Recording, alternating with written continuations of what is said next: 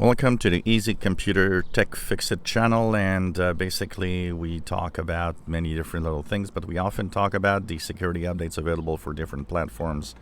Well, security updates are available for Windows. Why? Because we are the second Tuesday of the month of July 2020. So today, July 14th, 2020, is Patch Tuesday for security updates. So you see here, they're pending the install here. All I have to do is install, click the install now button. So these are important. Once again, I always say about what's important or not. If your PC runs fine when you have regular bug fixing updates, you don't have to install them. But Patch Tuesday updates are mandatory and are very important, especially if you consider that the past 5 or 6 months, the amount of bug fixes and critical flaws that were actually fixed with Windows Patch Tuesday security updates is amazing.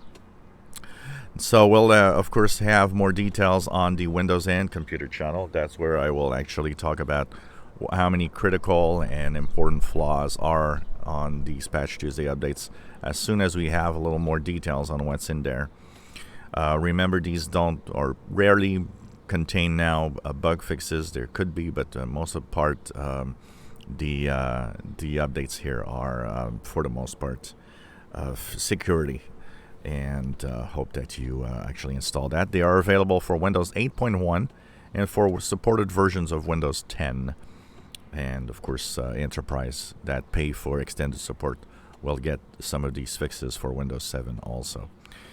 So check out your Windows updates, as they are always released on 1 p.m. on Eastern Time, 1 p.m. Eastern Time in North America. And they are now available. As you see here, it's cumulative update KB4565503 for that. There's also a update for .NET Framework 3.5 and 4.8. So that will also be there.